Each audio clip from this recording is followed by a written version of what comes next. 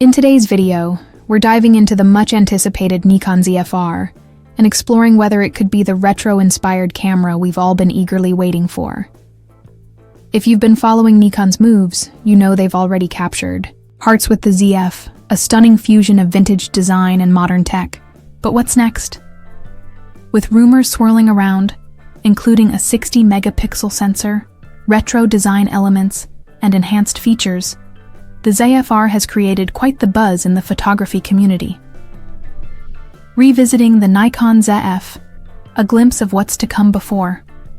We dive into the ZFR's potential. Let's revisit its predecessor, the Nikon ZF.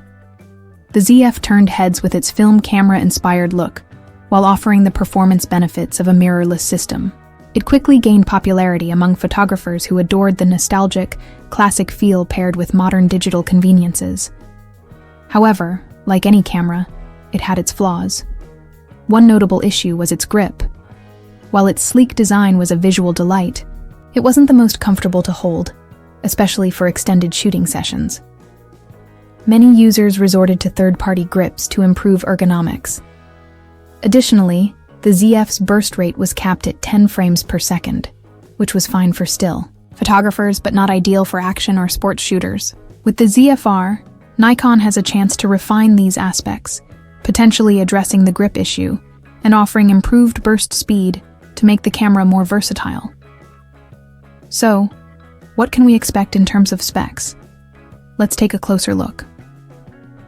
The rumored Nikon ZFR features a retro upgrade. The most significant rumor surrounding the Nikon ZFR is the 60-megapixel sensor. This would be a huge upgrade from the ZF and would place the ZFR on par with competitors like the Sony A7R V, which also boasts a 60-megapixel sensor. For those who appreciate resolution, this is an exciting prospect. While Canon's EOS R5 offers a 45-megapixel sensor, it holds its own due to its exceptional overall performance, including autofocus and 8K video capabilities. Nikon, however, isn't a newcomer to the high-resolution game. The company has already impressed with cameras like the Z7 series, but the ZFR's 60-megapixel sensor would truly set it apart. Could it push the boundaries even further? Some rumors suggest that Nikon might introduce enhanced dynamic range and better color depth, with the possibility of 16-bit RAW recording. While 16-bit color depth is typically reserved for medium-format cameras like the Fujifilm GFX 100 and Hasselblad X2D, seeing it in a full-frame mirrorless body would be a game-changer. However, it's more likely that the ZFR will stick to the 10-bit to 14-bit range, which is still more than sufficient for professional-grade photography. Burst speed and target audience. When it comes to burst speed, it's safe to say the ZFR won't be competing with speed demons like the Nikon Z9 or Sony A9 II. A burst rate of 10 frames per second would be a reasonable expectation, aligning with Nikon's goal of appealing to high-resolution still photographers, rather than sports or action photographers. If you're after rapid-fire shooting, the Z9 or even the Z8 might be better options. However, for portrait and landscape photographers who prioritize image quality and detail, the ZFR's burst rate should be more than adequate. Video capabilities. Will the ZFR offer 8K? Now, let's talk about video. High-end mirrorless cameras, like the Nikon Z8 and Z9, have already introduced 8K recording, and it's possible the ZFR could follow suit. However, 8K isn't for everyone. It requires vast storage space and can be overkill for those working with 4K or 1080p footage. Additionally, heat management could be an issue for a compact body like the ZFR's, which might lead to throttling during extended shooting sessions. Nonetheless, offering 8K as an option would appeal to hybrid shooters who want flexibility, allowing them to crop footage in post without sacrificing quality. For video-centric creators, this could be a welcome addition. Design and ergonomics. The retro aesthetic. As for design, the ZFR is expected to retain the same retro-inspired aesthetic that made the ZF so popular. That means you can expect a sleek, vintage-inspired body, but with some much-needed ergonomic improvements. One of the most obvious changes could be a better grip, which would address one of the ZF's biggest drawbacks. If Nikon can maintain that vintage charm while improving the ergonomics, they could have a real winner on their hands.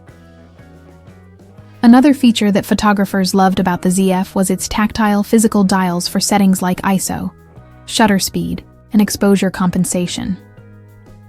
It's likely that the ZFR will continue this trend, providing a satisfying and nostalgic shooting experience. These small touches are what make the ZF series stand out, and Nikon is likely to double down on them with the ZFR. How does the ZFR compare to competitors? The Nikon ZFR, with its 60-megapixel sensor and retro design, would directly compete with heavy hitters like the Sony A7R5, Canon EOS R5, and Panasonic Lumix S1R.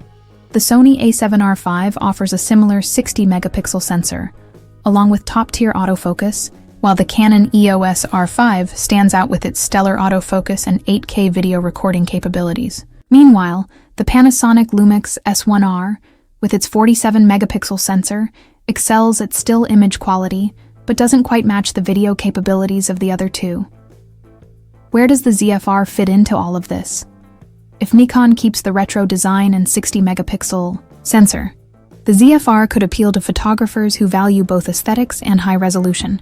However, if Nikon leans more into video performance by offering 8K, it could attract hybrid shooters looking for a versatile camera that excels in both stills and video. Autofocus. A key challenge. One area where Nikon still lags behind its competitors is autofocus. Sony and Canon have made significant advancements in AI-driven autofocus, making their cameras highly capable in fast-paced environments. Nikon will need to step up its autofocus game to truly compete with the likes of Sony and Canon. If they can nail this aspect, the ZFR could become a strong contender in the market. Potential drawbacks. What could hold the ZFR back? While the ZFR sounds promising, there are a few potential drawbacks. First, ergonomics could still be an issue. The ZF's sleek design was visually appealing, but not the most comfortable for extended use. If Nikon doesn't improve the grip on the ZFR, photographers might once again have to rely on third-party solutions for better handling. Second, there's the issue of price. A 60-megapixel, full-frame, retro-inspired camera will likely come with a hefty price tag, which could limit its appeal to a niche audience. Those looking for pure performance might opt for more affordable options like the Sony A7R4 or Nikon Z7 series. When will the Nikon ZFR be released? As for the release date, rumors suggest we could be looking at a late 2026 or early 2027 release for the ZFR. This might seem like a long wait, but Nikon is known for taking its time with camera development, particularly when introducing something as ambitious as the ZFR. The lengthy wait also indicates that Nikon is in the testing phase, fine-tuning the specs and working through alpha and beta models to ensure the camera is ready for market.